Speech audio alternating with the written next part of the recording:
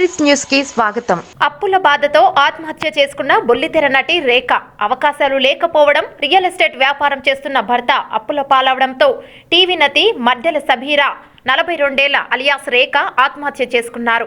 పోలీసుల కథనం ప్రకారం గుంటూరుకు చెందిన రేఖ నటనపై అభిమానంతో హైదరాబాద్ వచ్చి 2 టీవీ సీరియళ్లలో నటించారు. అయితే ఆ తర్వాత అవకాశాలు రాకపోవడంతో తిరిగి గుంటూరు వెళ్లిపోయి అహ్మద్ అనే వ్యక్తిని పెళ్లి చేసుకున్నారు.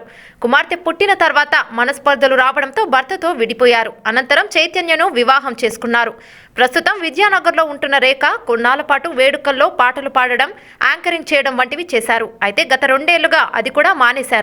మరోవైపు రియల్ ఎస్టేట్ వ్యాపారం చేస్తున్న ఆమె భర్త చైతన్య నష్టాల పాలవడంతో రేఖ కుంగిపోయారు. చుట్టుముట్టిన కష్టాలతో కలత చెందిన ఆమె నిన్న స్నానం చేసేందుకు వెళ్లి బాత్రూంలోనే ఆత్మహత్య చేసుకున్నారు. 7.8 తీవ్రతతో భూకంపం, సునామీ హెచ్చరికలు. వాషింగ్టన్, అలస్కా పీఠభూమిలో 7.8 తీవ్రతతో భూకంపం సంభవించింది. దీంతో అధికారులు భూకంప కేంద్రం నుంచి 300 కిలోమీటర్ల వరకు సునామీ హెచ్చరికలను జారీ చేశారు. సముద్ర తీరానికి సమీపంలో దీవుల్లో దిగువ ప్రాంతాల్లో ఉన్న ప్రజలు ఖాళీ చేసి సురక్షిత ప్రాంతాలకు వెళ్లిపోవాలని సైరన్ మోగిస్తూ హెచ్చరించారని తెలిసిందే. బుధవారం 6 గంటల 12 నిమిషాలకు ప్రకంపనలు వచ్చాయి. అంకోరేజ్ కు నైరుతి దిశగా 800 కిలోమీటర్ల దూరం, పెర్రివిలకు ఆగ్నేయం దిశగా 96 కిలోమీటర్ల దూరంలో భూకంప కేంద్రం ఉందని అమెరికా జియోలాజికల్ సర్వే తెలిపింది.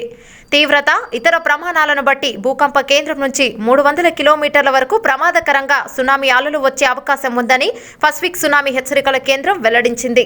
మరిన్ని వార్తల కోసం చూస్తూనే ఉండండి entries news. Subscribe now and press the bell icon. Never miss an update.